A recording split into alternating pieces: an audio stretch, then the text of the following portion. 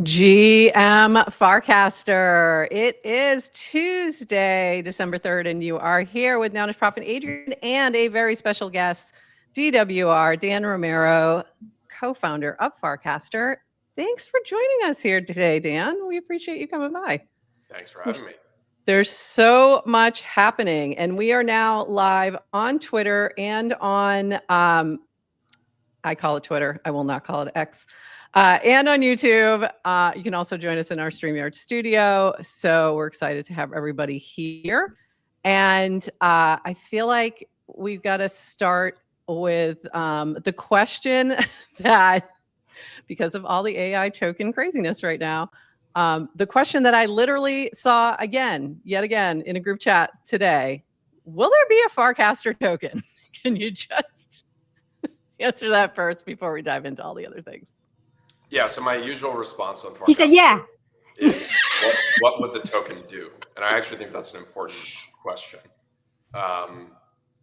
Because like just launching a token, what like number go up? Like that's the point. Okay, but what happens when number goes down? Like that. So I think starting from first principles, build a social network that's on top of this protocol that actually has a lot of daily active users that are retained and is growing and is attractive as a platform for developers to build on top of. Then you actually start to have something that's valuable. And if you have something that's valuable and you want it to be decentralized, there are probably ways to effectively do that using blockchains. Like we have a bunch of examples of that. So I think you have to like actually get the order of operations right. And I think I've been in crypto 10 years. A lot of people just run to doing a token when like they haven't even built anything. And so it's like a promise of building in the future. And it'd be like the equivalent of going public as a company before you've ever, built anything. And so why would you do that? All you're doing is you're creating a ton of pressure for the team, and you create expectations where yes, the number can go up because of macro, but if it comes back down over the long term because people are actually valuing it on what is the value that's long term here, you're just going to have like a total disaster and a group of people who would be really, really upset. Now you could say, hey, look, like Ripple, right? Like Ripple really hasn't shipped much. It's kind of been a meme for a decade plus now. I mean, it predates me in crypto. But at the same time, like, does anyone actually believe that just because Ripple went up 5x, in a few days this week or since the election, that Ripple is going to be fundamentally worth $150 billion 2 or 3 years from now? No.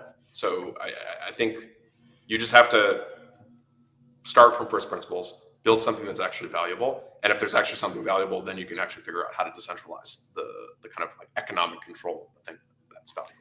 The other thing is there is upside in Farcaster. People are building audiences. They control those audiences. People are participating in all of the different on-chain experiments that developers are permissionlessly launching, right? So whether you're an individual creator and you've actually built an audience on Farcaster, attention, that's valuable. You can build a business off that. You can be an activist for some cause that you think is important. Or as a developer, whether it's, again, your audience or the distribution that comes through the feed, like that is actually valuable in and of itself. So unlike a lot of other things in crypto, Farcaster has delivered value to people without just like having to just launch an asset and then say, hey, we hope the number goes up because of vibes. And you can take issue with that, but that's not how we're going to build Farcaster, right? Like Varun and I are pretty principled in that sense, and so it's like we actually want to build something that's valuable and durable, and that's the primary focus right now. And so what does that mean? It's increased daily active users. That's the priority. I appreciate. Yeah, Dan, I just appreciate how consistent you've been because, anyone who's paying attention, you say the same thing over and over again. What makes me laugh is like people don't shut up about the speculation, and it just cracks me up sometimes. Like no matter like as much as you say the same thing again and again, it keeps creeping up. And I think it comes from like one of two places. And one is this like people buy into this is Web3, Web3 social, Web3 decentralized social. We get ownership, therefore I need to be like have some sort of like financial reward, or like I'm helping build Farcaster, I need to own a piece of it. To your point, I think we're seeing people get monetary rewards and ownership without Farcaster giving a token. So I think that's fine. And then I think the other piece, though, there's just like people like to, there's still speculation about like, I don't even know. It's like, oh my God, yes, airdrop. It's like, because it's happened so much. And well, you see the Hype Liquid airdrop, that was really interesting this week, because it mostly went to folks who were using the Hype platform, is pretty much who received that airdrop. So it was like, this is actually a token. It's kind of along the lines of exactly what you're saying. People were actually using this product, but it was like sort of a small group of people who were using this product and got huge airdrops, but they were actually, so a lot of people were kind of caught off guard, but like, oh, we didn't see this. We didn't know to farm it, and it was because it went to actual users of the product instead.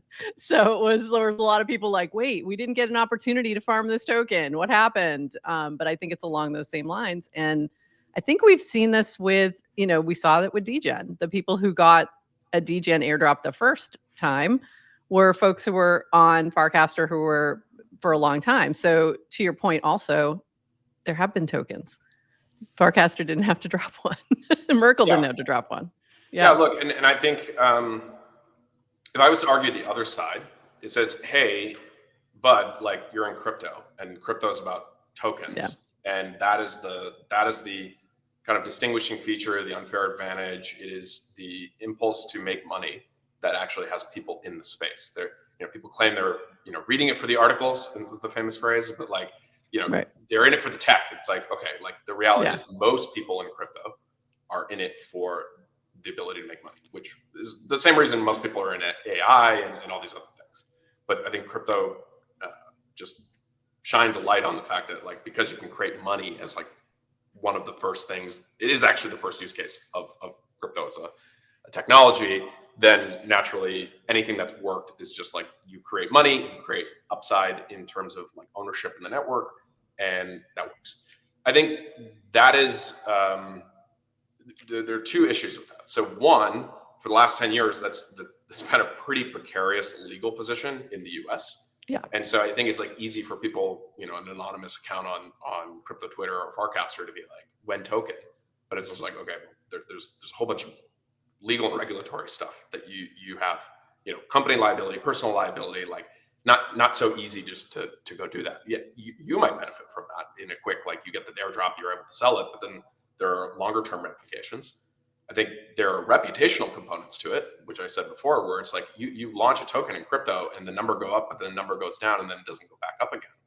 That doesn't feel good, right? Like one of the things about taking a company public typically is that there's a strong growth story and the company has built a sustainable business model and it can keep going. Yes, you have those garbage SPACs that came out in 2021 and all there's malfeasance in any market. Right. But I think like if you're a principal person, it's just like I want to make sure that there's actual long-term economic value before I can increase any amount of economic obligation or burden to people. And so I think like the industry would be in a lot better place if people were a little bit more sober in terms of how they approach this kind of stuff. And I think that's a perfect approach for sure. And I loved I love that you keep saying, what would the token do? And I actually use that. We did end up launching a token for CastOut and through Clanker. And that was the way I launched it, was this little like fake discussion between me and Adrian and her saying, what would the token do? I'm like, we're going to figure that out. But I agree from a larger perspective. It's the reason like we didn't even want to launch a fan token for GM Farcaster because we just knew that adds extra pressure. And that's a tiny version of what you're talking about. Like the attention, your attention would be completely distracted from building. It would be focused on the token and the number. So I agree with that approach for sure. Glad we got the token talk out of the way. Yeah, I just had to get that out of the way. Because Dan, do you know what CastOut is? No, I don't know what it is. He doesn't know what CastOut is. I know. Yeah. It's crazy. CastOut, it's like it is our Survivor-esque Farcaster game. Like it's like cool. kind of like It's a our Crypto the Game. Yeah. Did you see my cast yesterday talking about this as an opportunity? And I realized, and I was like, and you're then not I giving us tagged love you and I because you said, don't do you know know we're where doing it. CastOut is? Yeah, because we built. Oh, cool. We did a beta run well, of just this. ping me June. afterwards. I'd love to recast it so that people are aware. But yeah, I'm very bullish on games that are. You can't let AI gets like hard to play. There's a bunch of games that you could like basically cheat with, and I think getting in a world like chess is not really a fun game to play over the internet if you put money on it, because naturally people just use the chess computer, right? But playing a game like Werewolf or Mafia or Crypto the Game or CastOut, my suggestion yesterday was they're kind of simplified versions of the board game, the like super nerdy board game Diplomacy, which takes 8 hours. But the point being is social dynamics are quite complex. And to the degree that you can find a game that works well enough async and you can use frames and DCs and all these Legos, I think it can be fun. And then to the degree that people choose to put money in it, right? Again, I'm not endorsing anything one thing, but the point is that the developer can permissionlessly build it, and then a group of adults can decide that they want to actually, just like they can play a game of poker, can play that kind of game. And so I think that there's something there. I think that there's another interesting trend that I just became aware of recently is apparently like, kind of the 17 to 24-year-old crowd, and maybe some people on Farcaster can tell me about this, is that there's like this like pigeonhole or pigeon games. Do you know about this? No, but I have like children talking in this about age group. You talking about the text message games? Is that what you're talking about? So they're apparently like that all the time. insanely popular with young people. Like, and they just like basically play games on iMessage.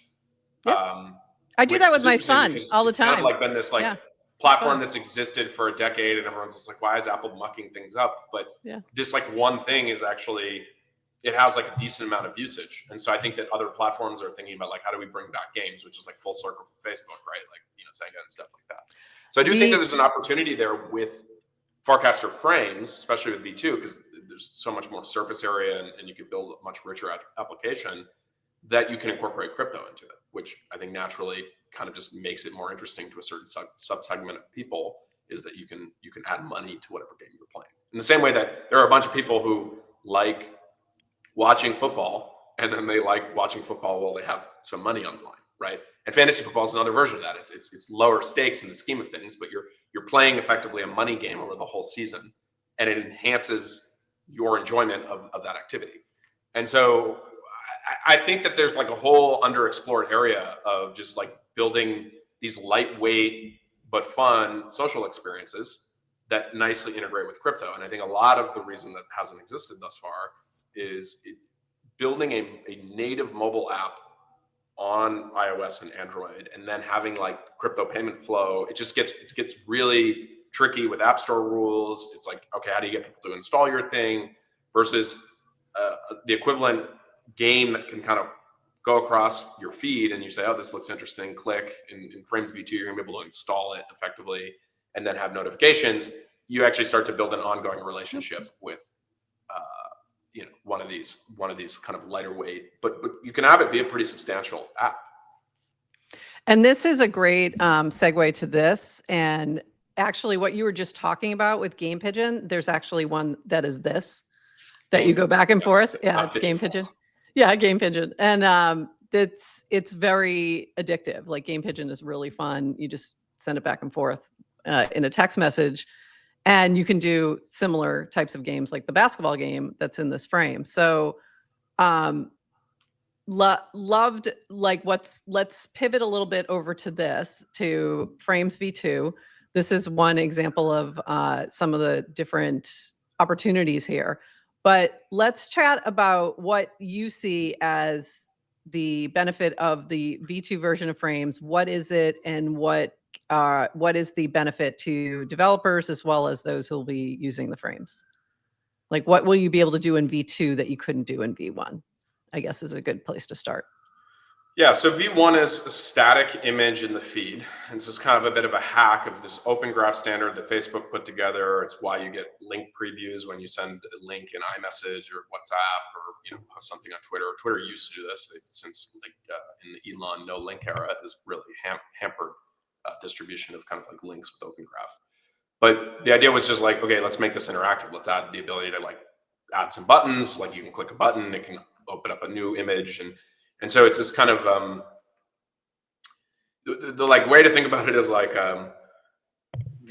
the old version of movies were literally like people would take like individual images, right? Like, you know, hand drawn or whatever, and then like you put them in a carousel and you'd spin them around and make them go fast, and it would mimic motion. And then obviously you get to like film, and then digital film, and then video games. But like that's basically the leap that we're taking, is like we're going from this like very basic version of functionality in the feed to something that it's just like any other web page. And so the idea is like you can see something in the feed, tap one button, boom, like you can be in a totally immersive experience.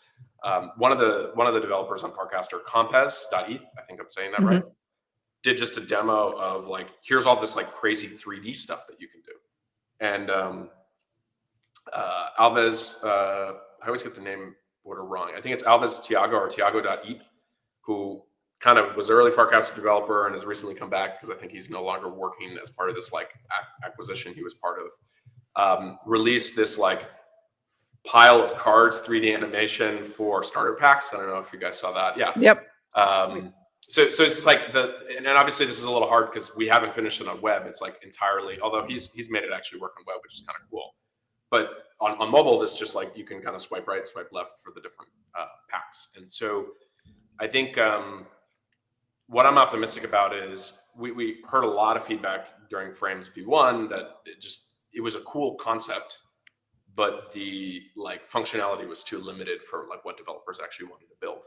And so once the novelty kind of wore off, it's just like, okay, well, I have something that's like more substantial that I want to build, and I can't really do that in a frame. And so there have been a couple of use cases. I think like Moxie is a great example of a Farcaster native team that basically said, even with the limitations, we're going to try to build like an entire ecosystem and this very complex app in terms of functionality, all within Frame. It's really, really impressive. But to the degree that Frames V2 existed when they started that, it probably would have, you know, reduced the amount of work by 50% or, you know, 80% or something like that. The second thing that Frames V2 has that V1 sort of has, but like we're making a huge improvement here, is better transactions. And so like the kind of magic thing that we realized with Frames over the kind of course of this year is like the most interesting frames almost always have a transactional component. There are a few examples, but generally kind of having you do something and then being able to drive towards like either minting an NFT on chain, buying an asset, whatever. Cash storage is a great example. Being able to easily push into a wallet a transaction and just go from there is something that Frames V2 were like making like an even higher priority. And so improving all the kind of like rough edges, and you know, we recently added Rainbow, which I actually think is pretty amazing. Coinbase built this thing called Mobile Wallet Protocol. We implemented it. It only worked with Coinbase Wallet for most of this year. Rainbow went and implemented it for Rainbow. And I would actually say that Rainbow's implementation is just like much faster to like go into Rainbow. And that's cool that like both companies have competing wallets, but Rainbow's implementation on top of this Coinbase protocol that we've integrated is faster. And you know, I think Coinbase is going to be improving their integration as well. But I do think Rainbow also added claims. So Rainbow also added claims directly so like claiming for DGen, claiming for Moxie, and made it very simple too. And so they've been sort of integrating different types of Farcaster things as well. Yeah, I would say Rainbow has been the most Farcaster aligned wallet, like from just like a set of functionality. Although I do think Coinbase Wallet is like done a bunch of stuff and is increasingly going much to improved, like the investing in the ecosystem, largely part to Jesse. So, but I think that and the MetaMask folks are actually very active on Farcaster as well. So like I think those three. Dan launched a token. Yeah, exactly. With Clanker. But I think like They're generally mobile popular, UX needs to improve for transactions because consumers, that's where they spend their time, right?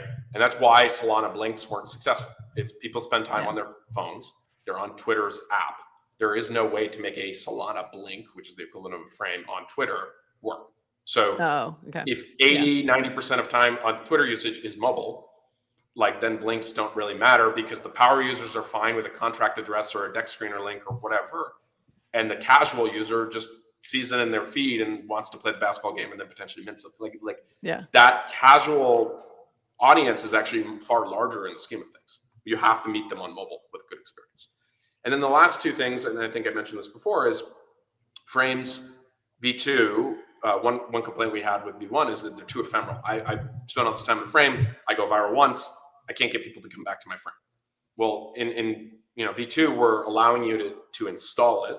So similar to Telegram. I think WorldCoin, World App actually has a version of this as well. So other people are kind of like doing this. Obviously WeChat and other apps.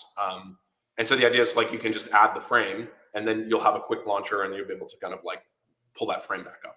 So something that you use every day, now you're, like have a shortcut that's right there.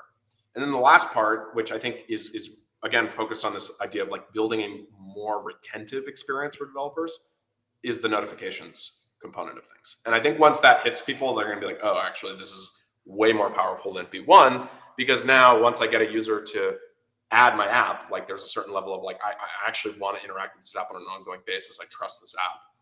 Then that app has the ability to like send in-app notifications, whether that's, there's a new Clanker coin or there,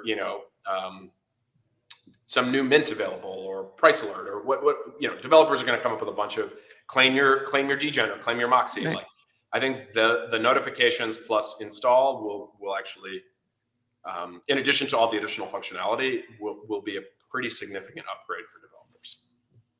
Very cool. Adrian, you had something you wanted to mention? Wait, just Dan, are the ability to save it and pin out, is that available today? No, so that's end of this week, early next week. We will have that working. We're focusing on mobile first, but I think we're going to then add web, just because 15% of users are usage is on web. Our power users are on web. But I think getting Adrian is on V2 web. into a complete state is an important thing. Say that again. I said Adrian's on web. It's just for her. It just occurred to me, how I used to complain that the web app was kind of slow and laggy and would time out?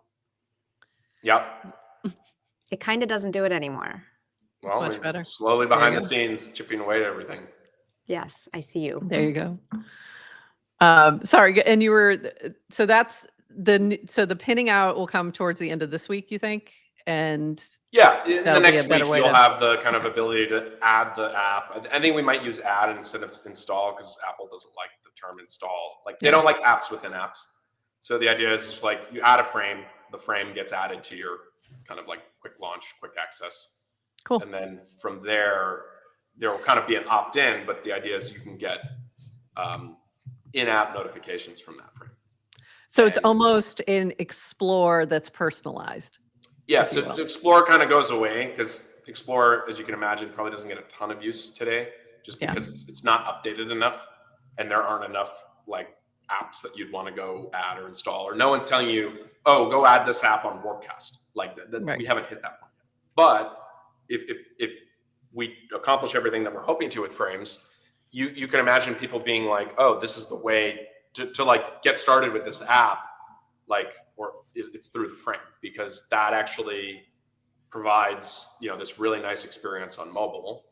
And then I think that there's an opportunity for us to provide like analytics for these developers in terms of like how well is their frame doing from a distribution standpoint, who's interacting with it, right? Like all the social context that I think if you just have a website, like it's a lot harder. Like, you can see the connected addresses, but there's just a lot of rich information that's available. And so I think if we kind of position this right, it's like Nanar can offer a bunch of this stuff, OpenRank can open up a bunch of this stuff for developers to really like better understand your audience on Farcaster. And I think another important thing is the audience on Farcaster, by definition, everyone has a wall.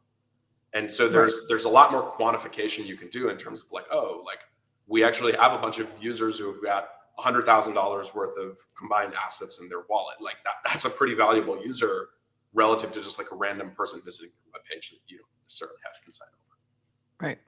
Right. Yeah, for sure. You mentioned Compaz. So this is the cast that I think you were referring to. If you want to know what the second generation of frames will support in the future, you should check this out. This frame fully supports fully native 3D rendering based on WASM technology in C++. This means that FC supports a very exciting revolution the developer community will bring. In this experiment, I use C++ and the Qt framework. Build mode is on debug with the least efficiency, only for test concept. We are still very early. And this is, I can't open it because it's only on mobile. And I am on desktop, but really interesting. I only understood half of that, but sounds interesting. Did you look at it on mobile though? Prof, did you open it on mobile? No, I didn't. I need to go back and do that. You don't have to do it the second, but okay, I needed to go do it. It's really cool. Yeah. Right, and I think that goes back to the point is that there is basically nothing if you can build it as a web page, you can build it as a frame, and I think that's a much more powerful positioning for frames as a development platform.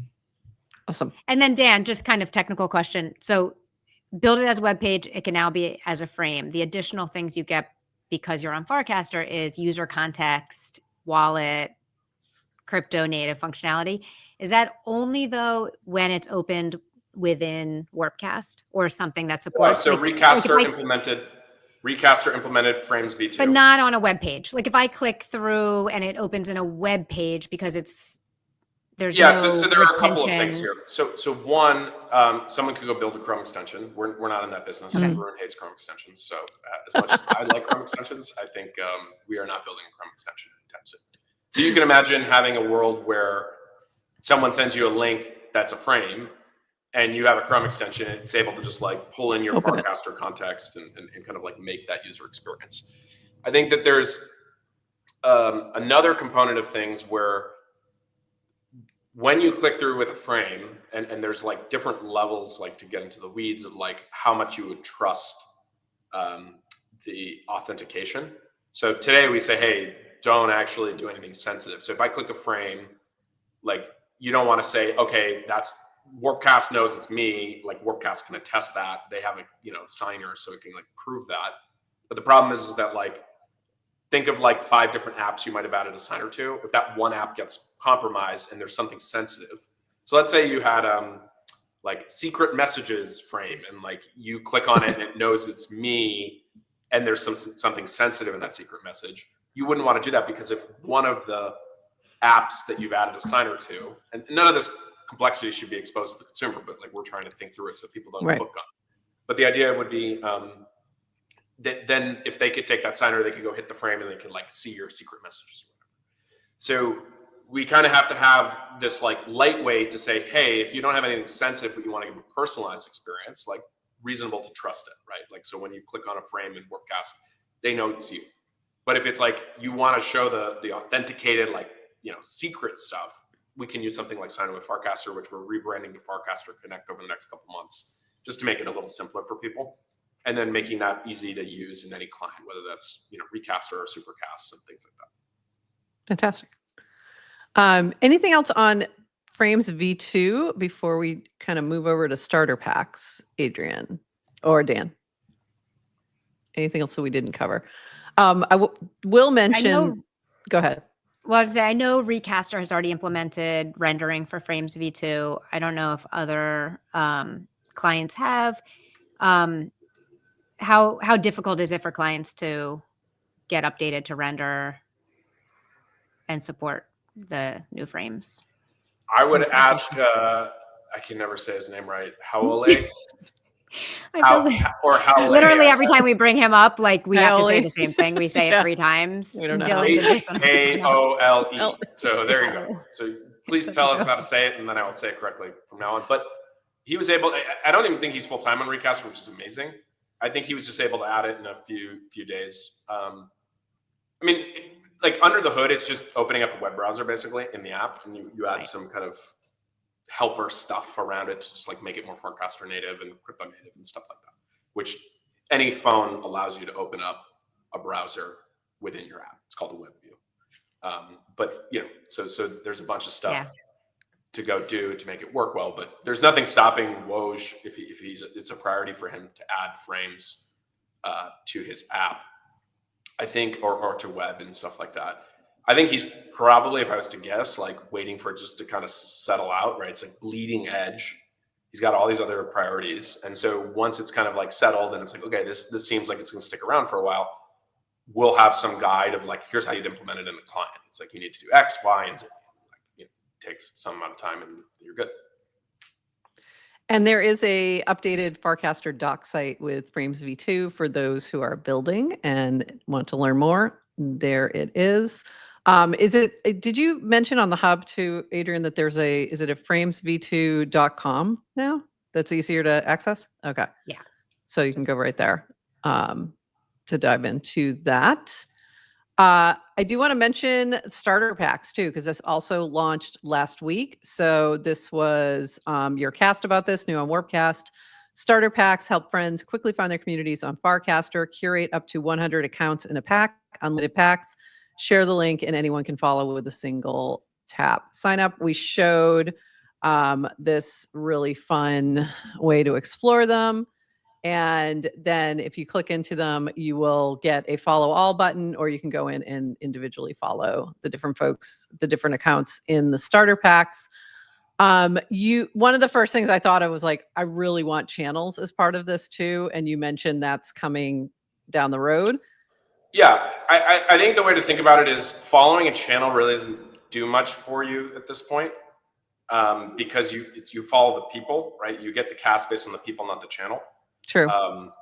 And so I actually think that like following people is it's like the simpler thing. I know it sounds nice for channels, like in the sense of like, oh, we can include this stuff too, but it adds complexity to the feature. It's just yet another screen. You have to explain what a channel is to people. You're not necessarily a member. Like, so there's, if you kind of like work through that, I think that the simpler thing is, here's a bunch of, interesting people around this topic, which I think if you consistently ask people, why do they leave Farcaster? Two reasons. One, I have a bigger audience somewhere else. Well, you really can't solve that unless you grow the number of people. If that is not the case, the second question is there's just not enough content, which is fundamentally a problem of you're not following enough people. Because if you don't follow enough people, and you're not interacting, we don't know what you actually like. And so as a result, we're giving you more global recommendations, which let's say you're an artist and the only kind of crypto thing that you're kind of interested in is NFTs. Having your feed be a bunch of people talking about frames, like EIP, whatever. Yeah. Like if you're interested in Ethereum, that's great. But if you're not, then it's just like, this app isn't for me.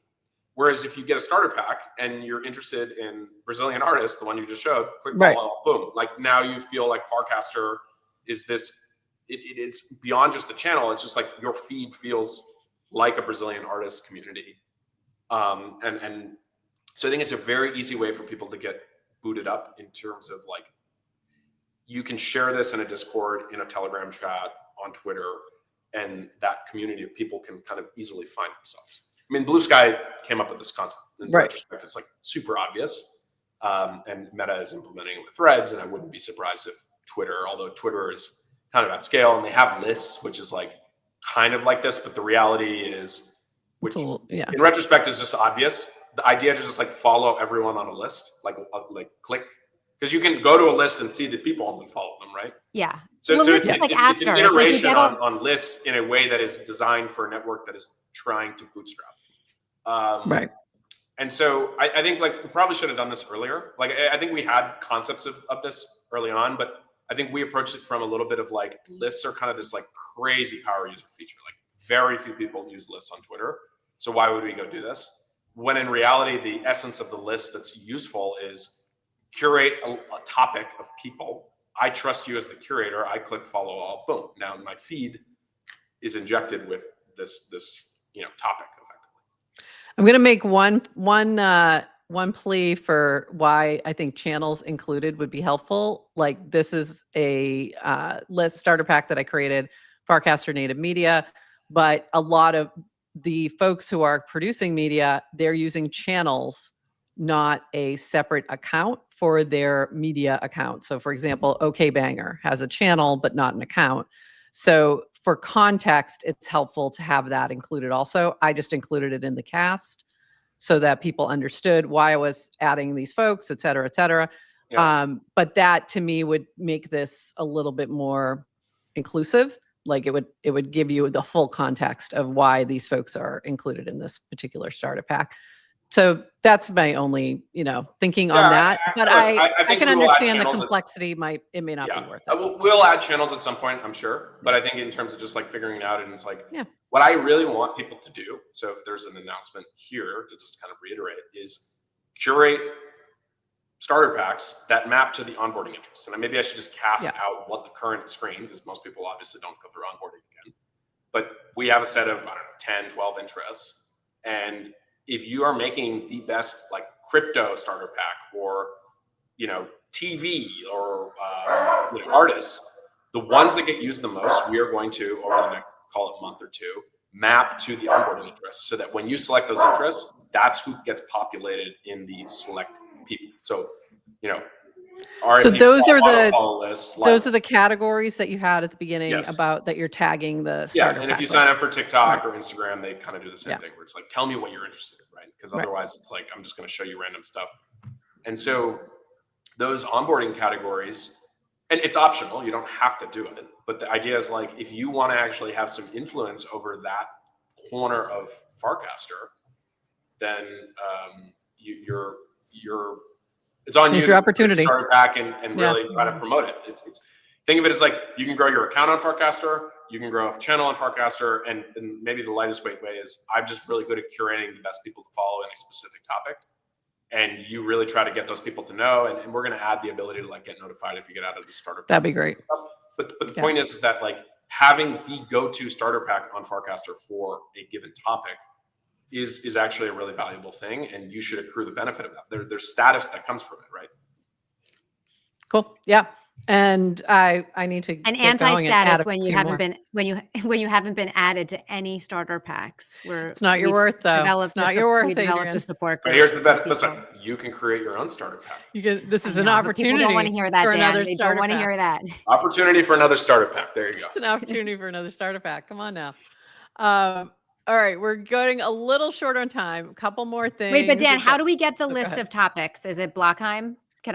Will they? No, I'll just cast it out. I'll just cast it out, and then not unless you can also see the option. Like literally, when you go to create it, you can see the list. Yeah, in the starter pack, you can tag it with one of the categories. I'll cast it out today, and I'll tag you. Okay. So but that and I struggled with that a little bit of where to put this one, the Farcaster native media. I put it in news, but I'm like, not really, probably news, but I couldn't find a better tag for it. Okay, I do want to shift over to Clanker, the meme coins, the AI, and everything that's been happening. And I think this is a good cast to sort of level set here, because it's talking about Clanker and the Farconomy. And one of the hardest things about building when no one cares is trying to make enough noise that even a few people will try your product. When many people care, one of the hardest things for me has been blocking out the noise, staying focused on our vision and goals. We built Clanker to validate a thesis. Meme coins belong where people post memes. Agents make complicated stuff simple. We think pump clones will die and are building a different model. And then goes on to talk about that. But the bigger thing here was what that got me thinking from this cast was thinking about the Farcaster economy or the Farconomy and sort of what that's starting to develop into and sort of the things that are happening and moving around within Farcaster. So for example, you launch a coin, maybe you make a little profit off that coin, then you go buy somebody's hyper sub like Samantha, and now you're supporting a candle making business. And then she goes and does something else. And then there's this whole economy that's just, churning right now. Yep. What are your thoughts on sort of what's been happening with the AI bots and Clanker in particular, but just in general? And what are you excited about? What are you concerned about? Sort of where are you living in this particular moment? Yeah, so three things. So the first is the point you make where if you have some Clanker coin, you make some money on it, and now you're subscribing to a hyper sub. That is actually the kind of like underrated thing about Farcaster, and the velocity of money in the ecosystem relative to the size, so the GDP per capita, right, it's quite high. And so I think leaning into that as like a differentiating, just overall strategy of Farcaster is a place you can come on. It's a social network that there are interesting people on. You can make friends at Farcaster, and you can also earn some money just like by using it. That in of itself, I think, can be a valuable value prop. I think it needs to be refined and simplified. And no one wants to feel like they're only, well, some people, but no one wants to feel like it's like I'm using the network to make money. But if it's part of kind of an overall set of things that you're just doing by being there, that feels great. And to the degree that you're supporting, you're taking kind of a meme coin to translate into supporting an entrepreneur like Samantha or someone else on the network, like that actually feels pretty good. Yeah. I think that the second thing with, kind of like everything happening with Clanker and the AI agents, the positive here, and this is the way we win, and I also brought this up recently, is Farcaster is the best programmable social network. And we have all these Legos, and we've talked about this, but the idea that you're able to spin up an agent, right? This is the kind of current meta AI agent on Farcaster, and have that up and running immediately. You're not going to get kind of rate limited on the API. You're not going to get banned. Like, I think there was a bot by a few people. Twitter. Meme coin. Yeah. They got from what the whole point is that Twitter is increasingly less programmable, and Farcaster is as programmable as it gets, right? And so I think that having that kind of be the leading edge of what's happening on Farcaster and having that tightly coupled to what's happening on chain, I think is a very good trend for us to be leaning into. And I think Frames V2 and kind of better wallet support on mobile, like those are all part of an overall strategy to just index Farcaster to whatever people are doing on chain. The flip side of that, and the thing that we have to balance, is naturally when people start to get very into a given meta, it can feel like it's dominating the feed, and if you're not into that feels bad, right? It's like, oh, I'm not into meme coins. Like, what happened to the social network that I like showing up to every day, where people are talking about substantial conversations or whatever claim that they were making about before.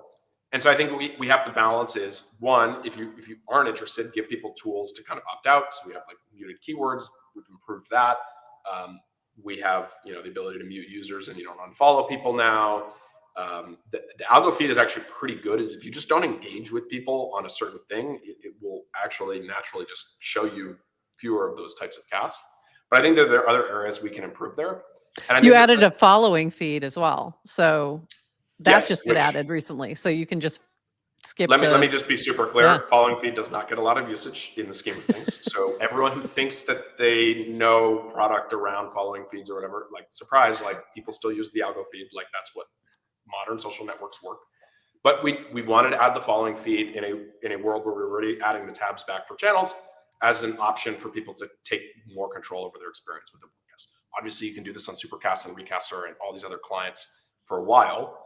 But to the degree that you are using Webcast, there are now tools for you to kind of like better manage your feed experience. But I think that it's just about not over-rotating, right? It's like you don't want to be fully, trading-based app, because then you actually lose a lot of the kind of richness of the social network that's developed over the last 4 years.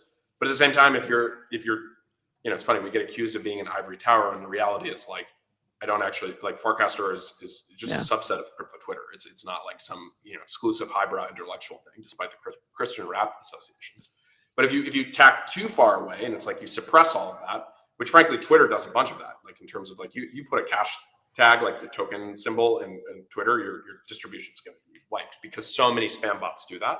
Right. And I think our model is a lot more sophisticated. It's like, no, like, we know there are good users and there are spammy users, and the spammy users, you probably won't see their stuff. You're not following them. And then important is, if you're following someone on Farcaster and they're talking about, whatever token, like, you should see that. You've opted into seeing that, and then give people the tools to kind of like manage their own experience. And so that's the way I think about it, is like, we have to be indexed to what's happening in crypto, because that's our only differentiating. After 4 years, like, increasingly convinced the only thing that is going to make Farcaster win is if we are the best social network for people interested in crypto. And as crypto grows, you're going to have more and more people come in for different adjacencies and stuff like that. I agree. Yeah, that's what we're banking on as well. I know you have a hard stop and you have to run.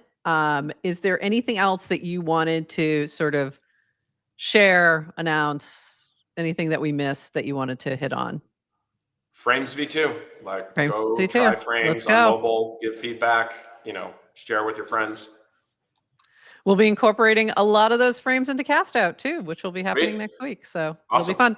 Cheers. It's been great having you here. Right. Thank Yeah, you so bye. much. And yeah, we'll do a quick wrap up. Thanks, Dan. That was awesome. Too fast, That was too great. quick. I had a zillion other questions that we didn't get to. Kyle. The ticker is frames V2. Let's see how long it takes from this to the actual token getting launched. I give Done. it, And the token exists. And I think done. there was a market on whether Dan would say there's not enough interesting content. Gotcha. And unfortunately, I think Meta David might have been on the other side of that bet. Shoot. Sorry about that. Sorry about that, Meta David. You might have missed that. Yeah, we talked to him a little bit briefly about Thread Guy before we went live. And his experience there, and he really liked that experience.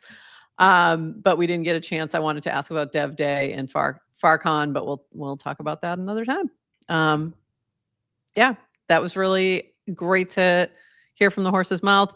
I'm excited to see what else people build with V2. It seems like there's so much possibility there, and that watching the hub this morning too, and Dylan talk about it got me a little more excited as well. So if you're a dev, by the way, the recording for the hub is currently available. You can find it on YouTube, you can find it on Twitter, and it'll be everywhere else shortly. And that dives into a little bit more on the technical side, but also check out framesv2.com. Yeah. And sorry, what you also, there's a GitHub discussion, which was like the FIP discussing Frames V2. Right. So even though Frames V2 is out, it's worth it to go read, because you'll get a lot of the context about how and why the problem it was solving. And kind of you get to see the discussions that the developers had in the comments. So I was reading that. I thought I was reading it last night, so it's like not too late. So we'll bookmark that as well. Awesome. And we can add that to the notes for this as well. And if you missed the very beginning, no Farcaster token. Why? Because what would the token do? So once again, the IPO analogy is great. Yeah, that is great. That way. Yeah, that was super helpful. So thank you, Meta David. Appreciate that. Thank you, Lamb Chop. Thank you, everybody who's been hanging out in the chat. Appreciate you all. And anything else, Adrian, before we wrap? One thing I do want to point out really quick is we do have CastOut starting next week. I believe Alpha Friends is going to go right here in this bottom corner. I got to get that in there. We just chatted with them yesterday, and Sparks has a little team going, so they're going to be hard to beat. Purple also has a team. Thank you, Purple. Thank you, DGen. Were you surprised Dan didn't know what CastOut is? Yeah, a little bit. Like, I don't know. He just missed it in June. It must have been when he was vacationing. I don't know. No, he's not. But it's a great, great reminder, I think, for everyone on social, which is like, you are not the main character in other people's lives. Yeah. Dan may follow you. He may like your cast. He's not reading everything you put out. Or even if he does, like, you're not breaking through. So he didn't know what CastOut was. So now he does. Yeah. And now he does. I'm sorry we didn't get to ask Dan about his hair care routine. Damn. Or his skincare routine. But that's because we missed that. Yeah. We'll add that to next time. We're no longer inviting guests on that have better hair or skin than us. Sorry. I don't like that. He did. Yeah, he looked great. I was like, I look pasty. I got to figure out my lighting. I do want to shout out. That's my shampoo. Sorry. I do want to shout out the rest of our schedule this week. We will be back tomorrow at 8:30 a.m. for our regular GM Farcaster.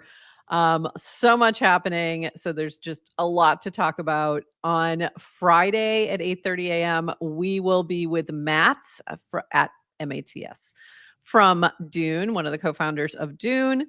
And that's going to be a really interesting conversation. So if you have questions for the Dune co-founder, please drop them to us.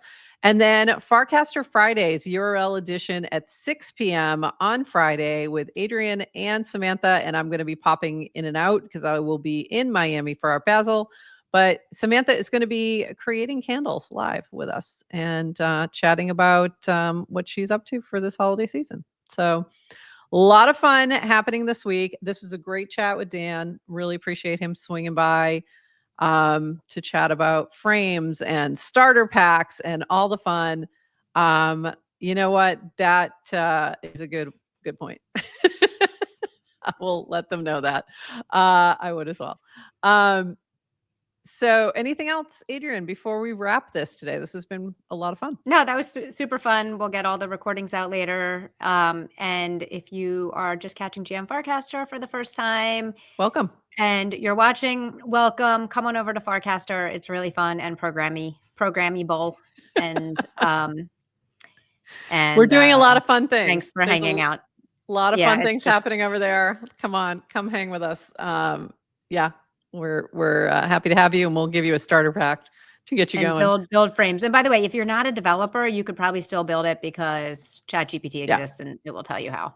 No excuses. And Nanar Frame Studio exists, and it's very helpful. So there you go. We love you, Lamb Chop. Yeah, we love you, Lamb Chop.